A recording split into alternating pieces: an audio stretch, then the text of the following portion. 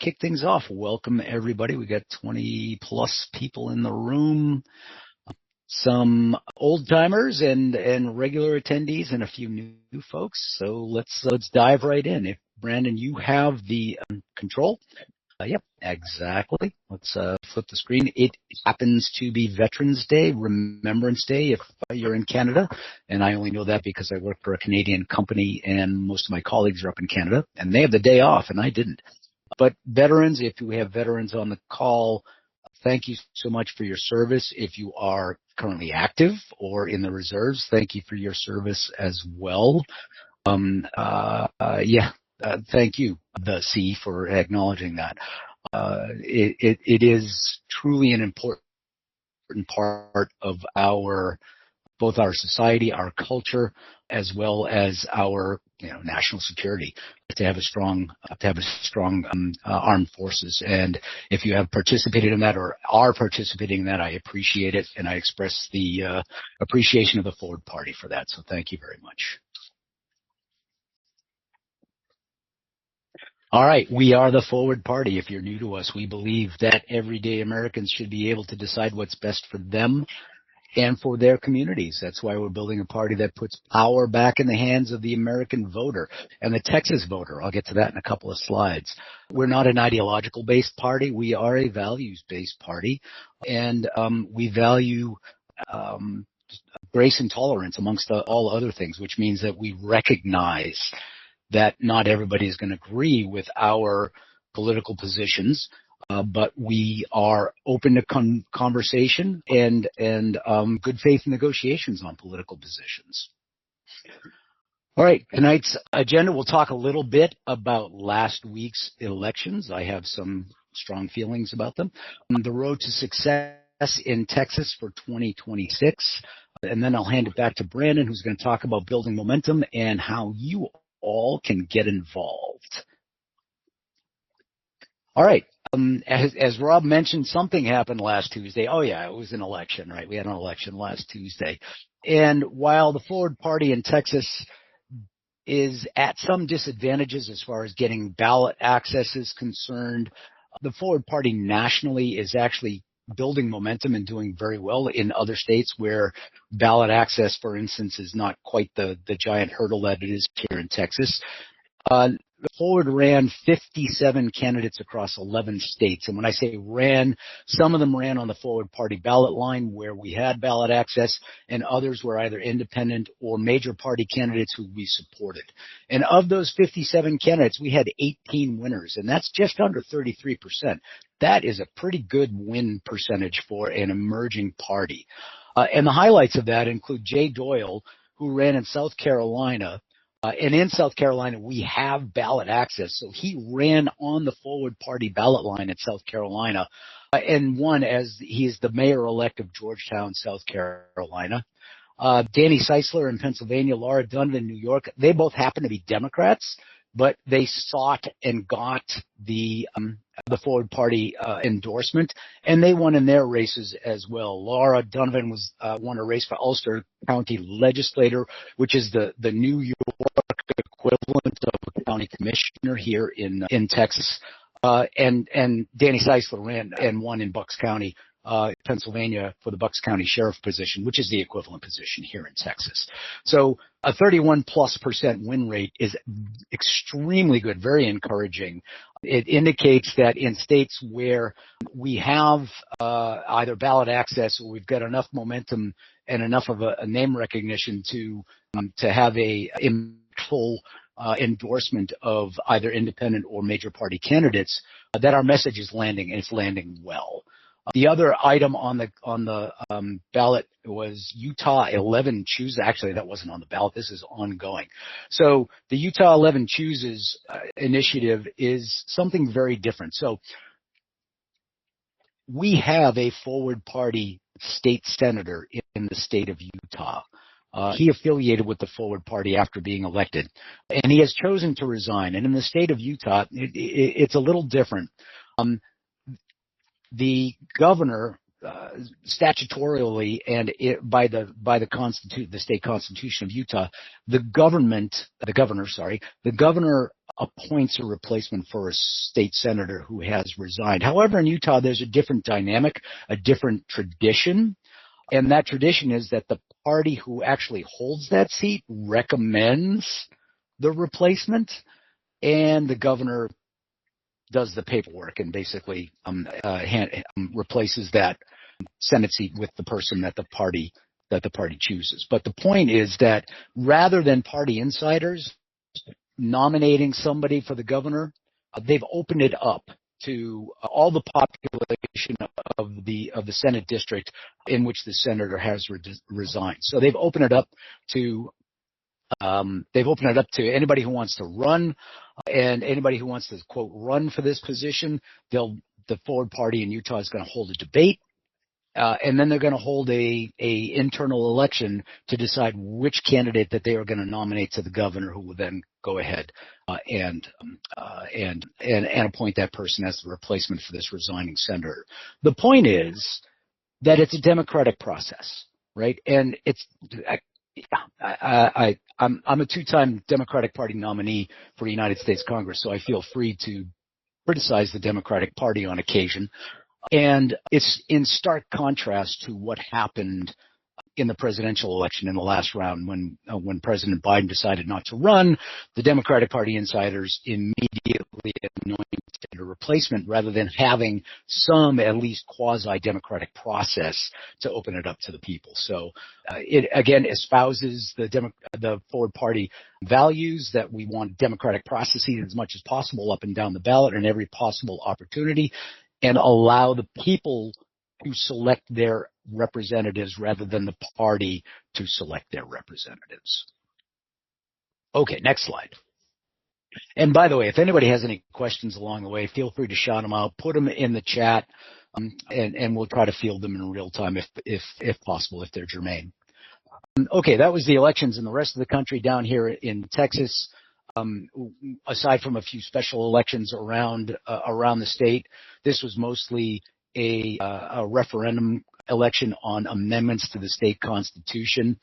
And the Texas state constitution is unique in the country. We have the most amended state constitution in the union. We've approved over 500 amendments to our constitution since 1876. And that momentum just keeps on going here in 2025. All 17 of the 17 amendments that were on the ballot were approved. And the legislature takes this approach because a constitutional amendment protects the subject matter from any change by future normal legislation. So, for instance, there were plenty of exemptions, tax exemptions in amendments this time around. Those tax exemptions can now only be repealed by another amendment to the Constitution, which requires a 2/3 majority of both houses to approve. So it makes things that other states might pass by normal legislative process a little more bulletproof and a little more future-proof. The other challenge here is interpreting the ambiguous language that they put on the ballot. Requires a significant level of engagement. Many voters just don't understand the consequences of what they're voting for. A good example this time around is Proposition 12 on the ballot. Basically gave the governor the power to appoint a majority of the state commission on judicial conduct, which allows the governor to politicize that very important commission. A lot of people probably don't read into it enough to understand what that means and understand the consequences of that power not being able to be rescinded except by another future state amendment. So, personal opinion, the legislature tries to bury this stuff and put it through as state amendments because they know they're going to get the votes, and they can't be. Most people won't hold them responsible for it because it's a constitutional amendment rather than legislature.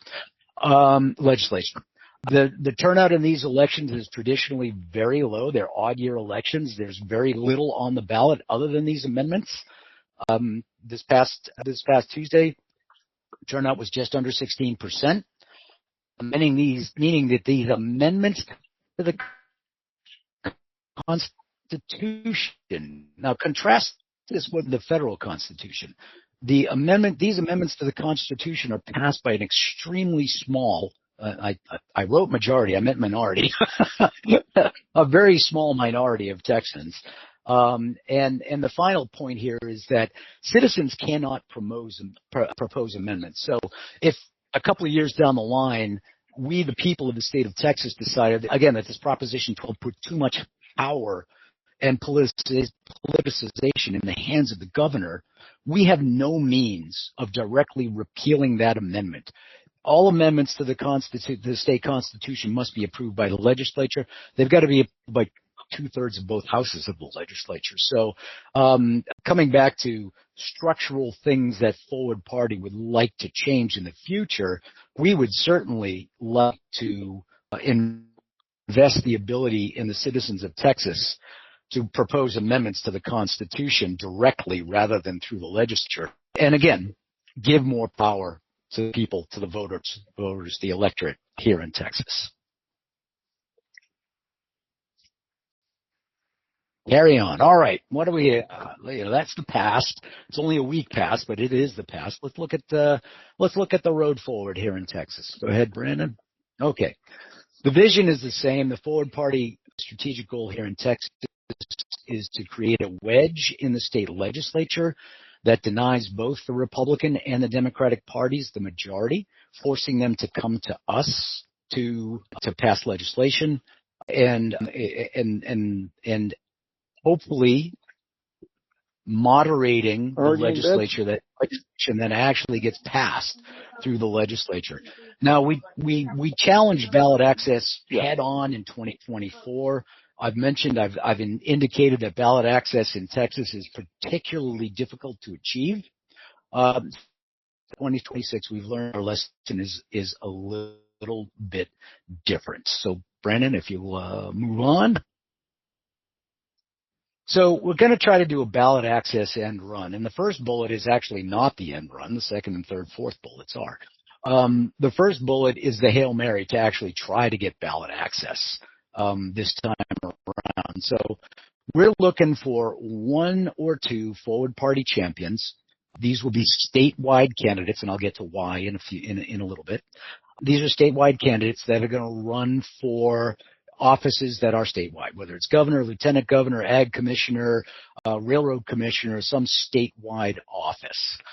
And these Forward Party champions, their messaging is probably going to be more around not so much why they're the best person for this particular position, but if we get them on the ballot and they get 2% of the vote, a mere 2% of the vote, then the Forward Party will be on the ballot for the next 10 years. And we will be providing a choice other than the Republicans and the Democrats, other than the Libertarians and the Greens on the ballot for the next 10 years. And that choice alone should provide a moderating effect to the politics here in the state of Texas. So to that point, we have one very interested person right now, if not fully committed. And by fully committed, I say they've actually filed for the office.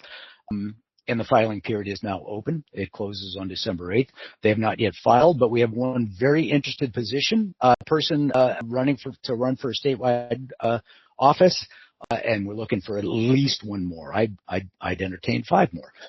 We're also looking for 3 to 5, and this is the end run around ballot access. We're also looking for 3 to 5 legislative candidates to run for the state house or the state senate as independents. And why as independents? Because independents have a much lower barrier to get on the ballot. They only need 500 signatures in their district to get on the ballot versus 81,000 signatures that we need to collect statewide in a 75-day period next March to get actual Forward Party candidates on the ballot. So it's a much lower barrier to ballot access for these folks. Now, we're going to support these folks. We're going to endorse these folks. We're going to allow them to use Forward Party logos and promote our endorsement, use Forward Party colors. For all intents and purposes, they will look like a Forward Party candidate. The The red line that they cannot cross is they cannot use the word affiliate, right? They cannot officially affiliate with the forward party. So there's a lot of room in the Texas election code around this. We just want to make sure that we don't, nobody steps over that red line. And double plus on the down ballot candidates. So the down ballot candidates are city council, school board candidates. These are nonpartisan races. So we don't need ballot access to get our candidates on the ballot here. And we've got a good 15 to 20 in the pipeline right now. And the beauty of this, well, there's a lot of advantages to this. The advantages are that again, we don't need forward party ballot access to get our candidates on the ballot. They're nonpartisan races. They are manageable races for first-time candidates, and all of these candidates are first-time candidates. So, running for your local school board or running for your local city council is a very different order of magnitude than it is to run for statewide office like Attorney General, right? So, in the process, these candidates will generate a local area of support, a local cadre of volunteers that will then be available to the forward party going forward. They'll learn all about running for office. They'll learn all about raising money, and they will be a bench for candidates of the future. Maybe they win, maybe they lose. It doesn't matter. They will have the experience to run for higher office going forward. And the closing loop of the ballot access end run is when ballot access is gained by one of these statewide candidates that we identified in the first ballot. Any winning independent candidates immediately affiliate with the forward party, and we have forward party representatives in seats in the state legislature. And if we don't gain ballot access, which is a possibility, in a way it doesn't matter because those independents who win seats in the state legislature will remain as forward aligned candidates.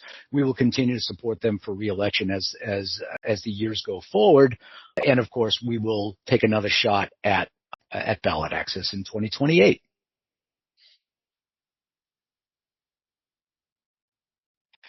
As I mentioned, we have a lot of candidates in the pool. The actual pool is impressive, somewhere between 25 and 30 folks who have expressed some interest in running at some level. Again, down ballot candidates, the majority of these folks are down ballot candidates, and that's a great place to start. I've run for United States Congress twice. If you count primaries and runoffs as well as general elections, I've conducted 5 campaigns. I fully recognize that it's challenging. It's a big lift to run for office no matter what level. So these folks are running down ballot to gain experience and run for school board and city council and have direct impact in their local communities.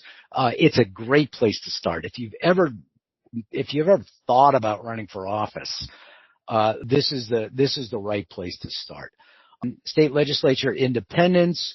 I mentioned on the previous side that we wanted at least 3. We've got 2 very interested yet not fully committed, and by fully committed I mean filed yet so far. So we're looking for at least 1 more there. And U.S. Congress as independents. I ran for Congress. Everybody wants to run for Congress, right? It's the big deal. We have at least 2 folks who are, again, very, very interested to the point of almost filing, who want to run for U.S. Congress. One is an independent, but one is a Democrat who is going to seek our endorsement. And again, the endorsement is useful to that person to try to position themselves as not your normal Democrat, because again, I ran as a Democrat, so I feel free to speak.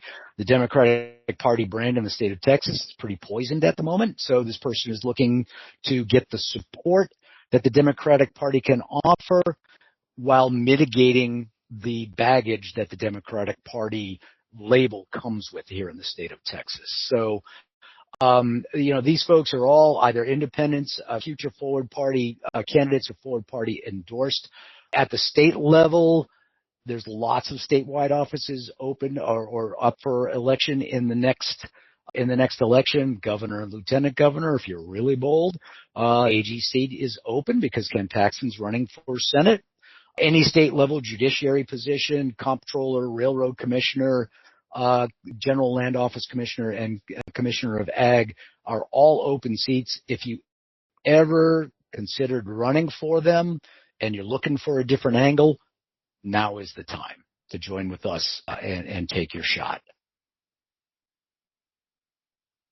We are looking for that Texas Forward Party champion. As I mentioned a couple of slides ago, we are really looking for somebody who's going to run for statewide office, who's going to message more than just why they're great for that statewide office, but why getting Forward Party on the ballot for the next 10 years is good for them. It's good for the state of Texas. It's good for the voters of Texas, and it's good for our democracy. So the timeline is we are here. December 8th is the filing deadline. We're looking for one or two Forward Party champions to file for state office and between now and December 8th. And we are going to promote and leverage their candidacies from now until March 3rd, which is the date of the primary. On March 4th, we can start gathering those 81,000 signatures necessary to get on the ballot. And by May 18th, we're going to know if we can get them on the ballot or not, which is why the dotted line on the forward champion or the forward champion line becomes dotted after that, because we got to get those 81,000 signatures. But after the primary on March 3rd was when we will begin to lift up our independent candidates, either for the state legislature or for the United States Congress, or even anybody who's running as a major party candidate who we might want to endorse. We'll start the process of engaging with and lifting up those folks as well, again, after the primary in March 4th. And this is all about timing, when it's impactful, when it's not impactful, and when we can spend our limited resources on promoting candidates while voters are actually paying attention. Now, the journey, one step at a time, of course.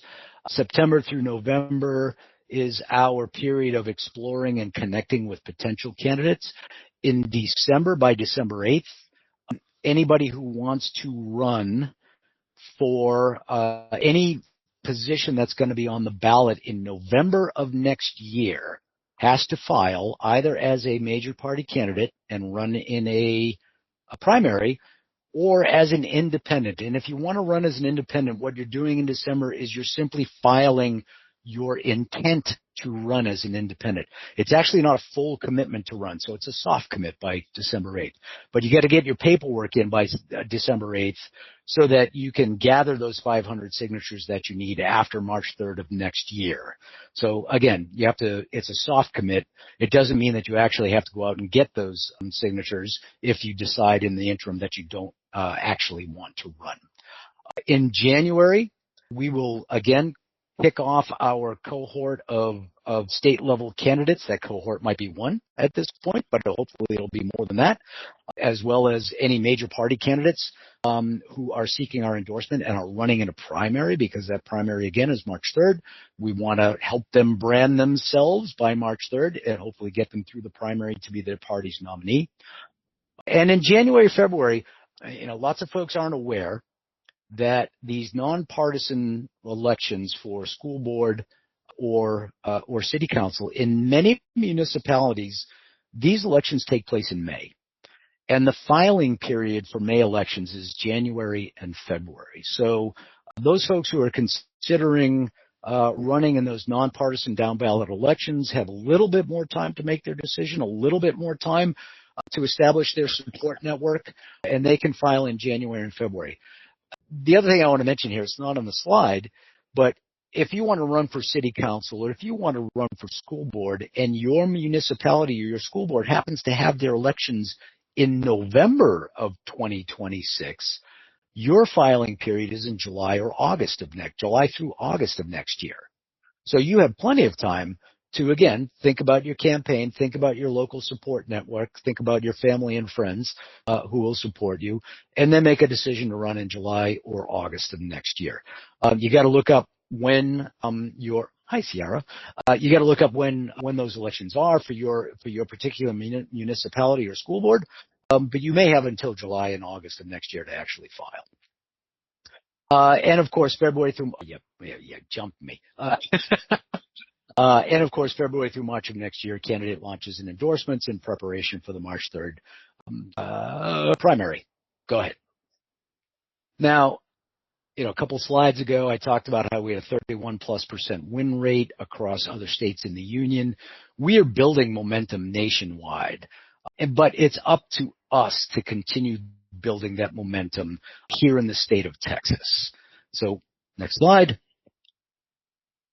As I mentioned before, we want one or two statewide candidates. We've got one very interested candidate in the moment.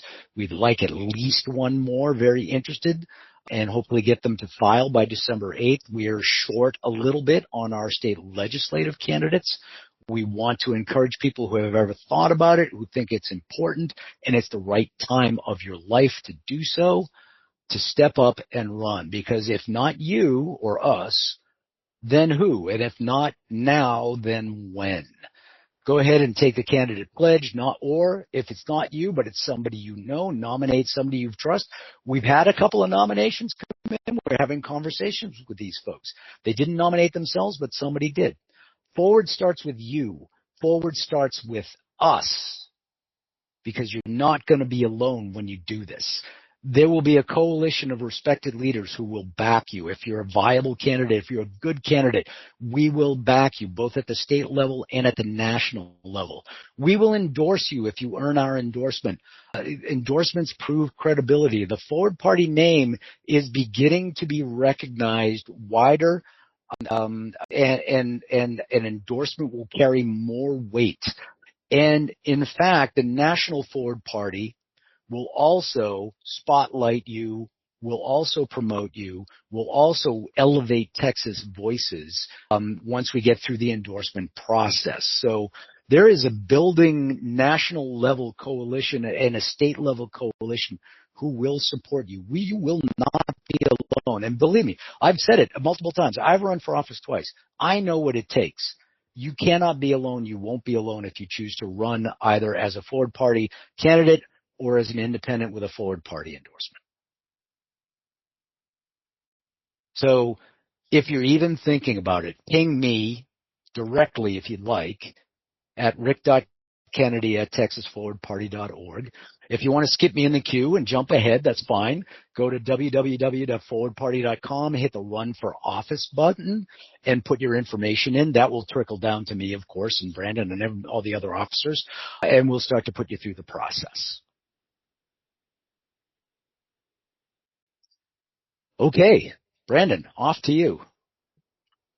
All right. Thank you, Rick. I will try to hurry this along so we've got some time for Q&A. Hi, everyone. Brandon David. For those I haven't met yet, I am the secretary here at the Texas Forward Party and have been supporting Rick in candidate operations as we've been doing outreach. So this has been super exciting. Along with finding candidates, we also are working on the other legs of that stool. And so forward, for us to get ballot access, is supporters, volunteers, as well as these candidates. And so right now, building for momentum is going to be our focus until March. Our candidates need this. It's how we actually implement change. We need this momentum, and it can start local, and it has to start from the bottom up. And so a couple things to leave everyone with as to the what can I do, where can I start.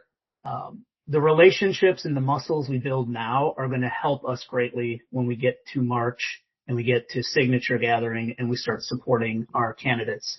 So really easy, coffee or tea.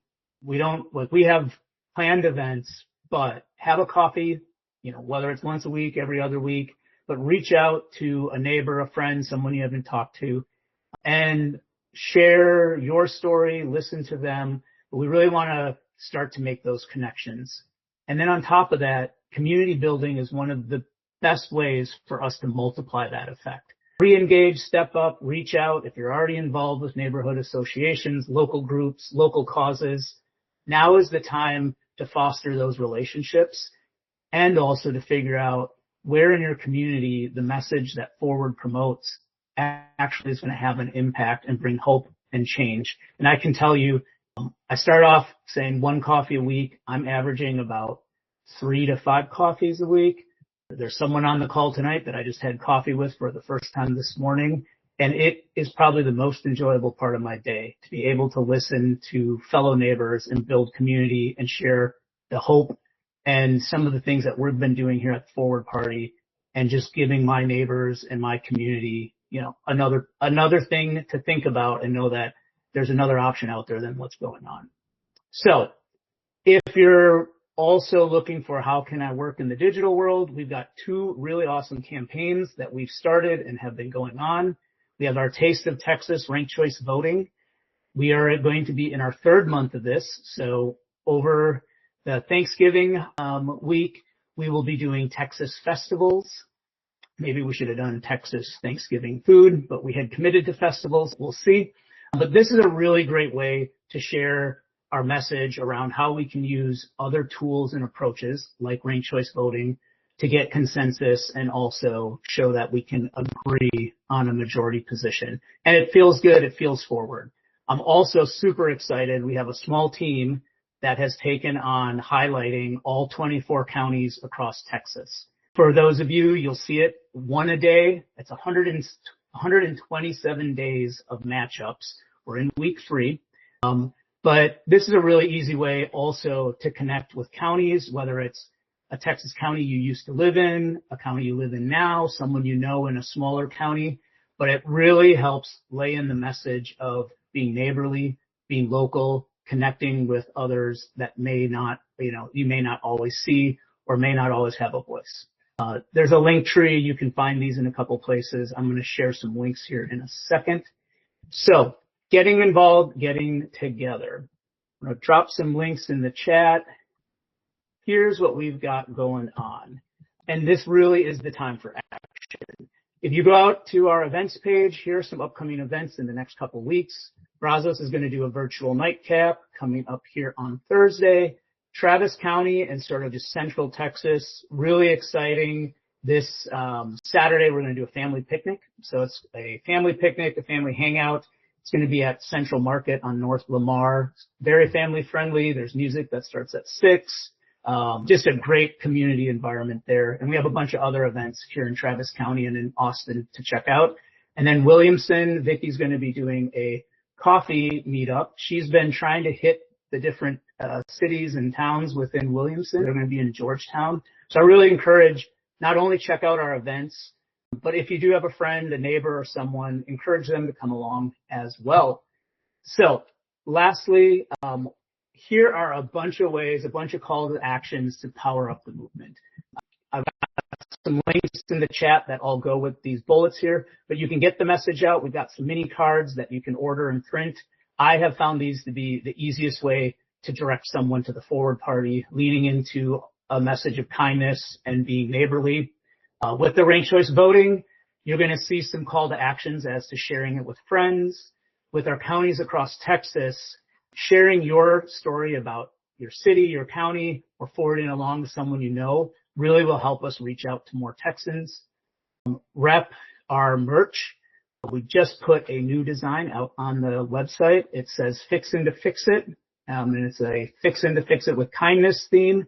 But there's a lot of different shirts out there that really lean into the messages that are key to why we're unique and why we're different and why we're going to be focusing on community. Again, I mentioned this, but help bring connections with more of our neighbors by encouraging people to come to some of our events. And then finally, I realize, sometimes having the time, it's not the right time to put effort towards some of these things. By all means, we will take any donation of any amount to help fuel this movement. You can donate. We will be very grateful for that, and we will put it to use as well. So with that, one last thing. I know we talked about it last time, but save the date. One of the other things for the ballot access end run is we have to have a state convention, and it has to be on the 10th and 11th. Rick already gave his 2 cents when we said it's mandated to us that it has to be on the 10th or 11th. But we have plans. It will be right sized based on the type of candidates and where we're at in the ballot access run. But just know that in April, we will also be focusing on that. So with that, I'm going to hand it back over to Rick, and we'll do a little bit of Q&A. But thank you, everyone. and I hope that you can make it out to event and support some of our causes. Rick, back to you. All right. A little Q&A. If you've got questions, let's shout it out. Again, we're looking for that forward champion, whether you're Commissioner of Ag, Commissioner of General Land Office, Railroad Commissioner. Okay, we've got it. DJ Baker has raised his or her hand. Go ahead, DG, sorry. DG, no problem. Thanks very much. Can you hear me okay? Coming through? Yeah, loud and clear. Good. Thanks for what you're doing. I like your positioning, and I wish you a lot of luck, basically. But my question, I pulled this off two really areas off your website that I'm curious about. You talk about, in the FAQ, what are your policies? So specifically, in that response, you're saying we're reforming the system. Excuse me. Specifically, can you tell me, and I can either give you the other question now or follow up with it, but what are you doing specifically when you say you're reforming the system? That caught my attention. So when we say we're reforming the electoral system, we support initiatives to introduce changes to how representatives are elected, such as ranked choice voting, such as open primaries or jungle primaries, and such as proportional representation or multi-representative districts. We feel that the current method of single representative districts that are drawn by state legislatures are anti-democratic at this point. I'll use United States Congress as an example, although the Texas legislature is just as bad. Actually, I'll use Texas legislature. There are 150 seats in the Texas House of Representatives. There are 31 seats in the Texas Senate. The majority party gets to draw those districts. And as a result, they draw districts that favor their own majority. And without getting into a lot of technical detail around how gerrymandering works and how they can, pack voters of one party into one district or crack them across different districts, it's possible to essentially determine the result of the general election by how the district is drawn.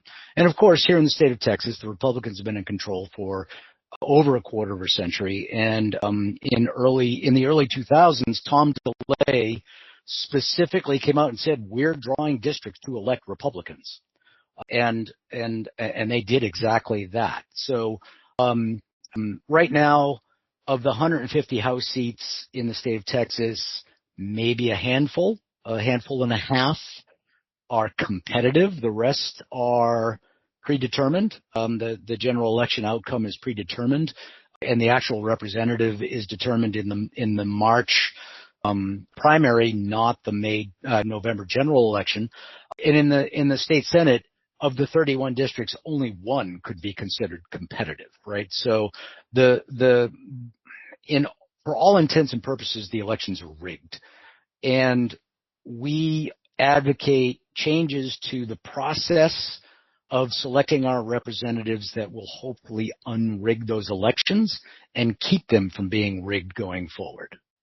Okay, I appreciate that. Can I throw my follow-up in?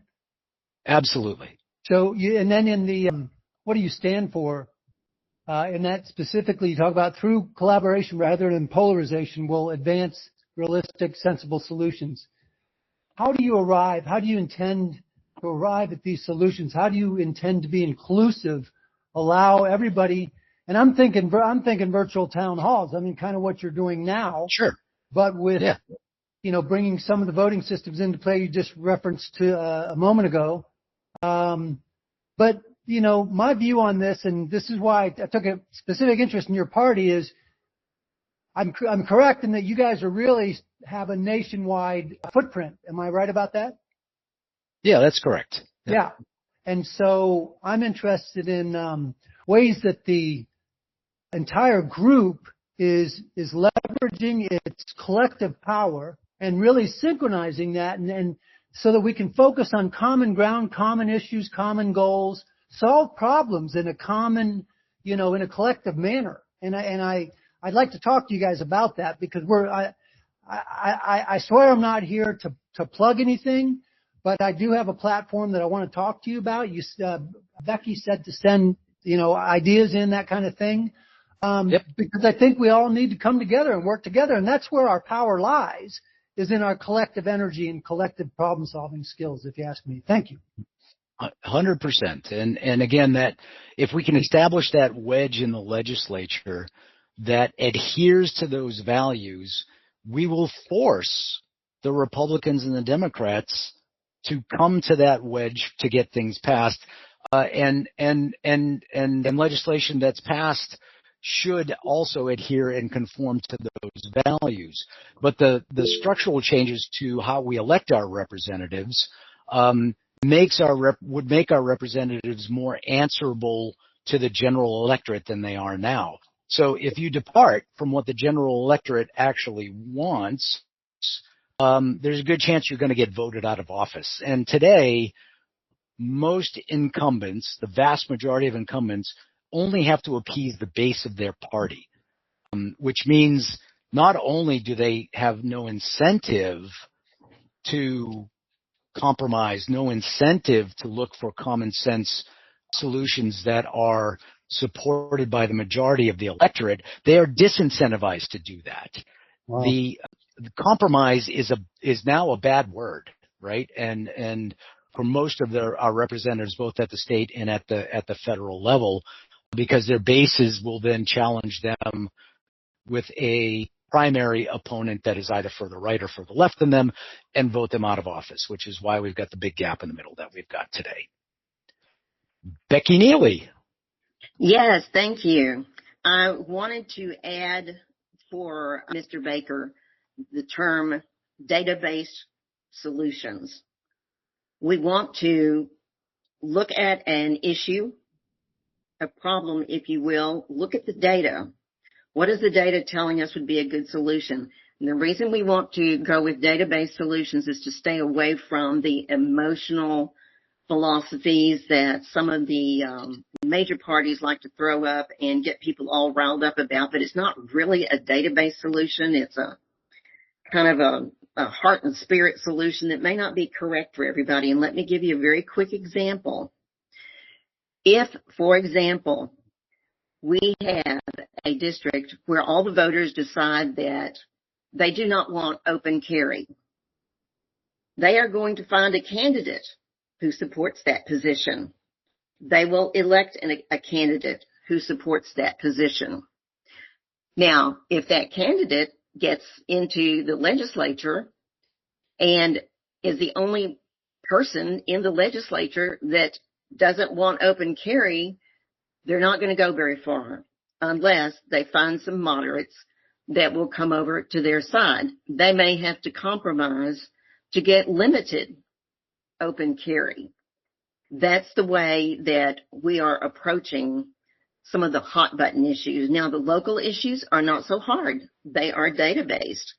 If you need more water, there's data out there that can help you address those issues and come up with some logical solutions. That's what we're trying to do, to remove some of the useless rhetoric from the duopoly conversation and get back to basics. Thanks, Becky. One of the many 4-word catchphrases that I've tried to come up with over the years is make politics local again. And Tip O'Neill once said all politics is local. That actually no longer holds true. People try to nationalize elections, and no matter what level, whether it's school board or governor, they try to bring national level issues down to the local level. And I'd like to point out that our forward party candidate in Georgetown, South Carolina, Jay Doyle, who is the mayor-elect, ran entirely on local issues, entirely on local corruption issues, and won as a forward party candidate. So, it's an excellent point that we will support candidates who in a bona fide manner represent the views of their district, even if those views are not fully represented by the statewide or federal level majority, because our representation is supposed to be exactly that, representation, not ideological adherence to a particular party's platform.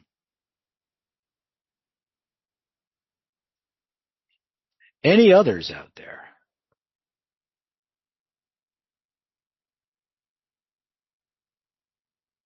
Yeah, right. And the C says it's all dopamine driven. That is absolutely 100% true.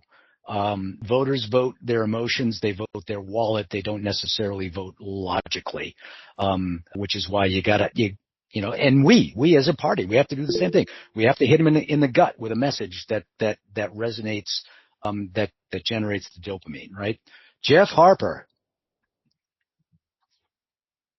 I'm off mute, man.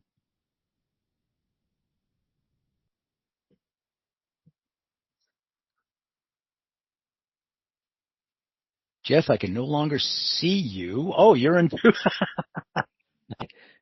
You get two windows open. If in doubt, type your question into the chat here.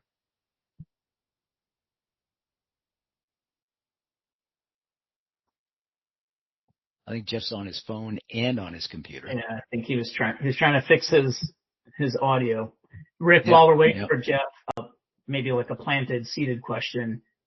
Since we are getting so close to the filing deadline, if someone's interested in one of these state level positions, how quickly do they need to act? What's your kind of like, here's how to reach out to me, like what are you kind of like, what should we provide as guidance? And especially if someone is at this point, it's an as soon as possible. If you are interested in one of these statewide positions, drop me an email at rick.kennedy@texasforwardparty.com. .org, sorry. texasforwardparty.org. And let's get a conversation on the calendar within the next few days. I know the filing deadline is not until December 8th, but there is some preliminary work that we would have to do that's going to take a week or two to get done. So time is getting short. So if you are interested in ousting Greg Abbott as governor, then drop me an email as soon as you're comfortable. Let's get a conversation done by the end of this week. All right. Thanks very much, everybody. I appreciate your time and your attendance. And the C is here for Ciara. That's great. We need as many folks here for Ciara as possible. Thank you very much, everybody.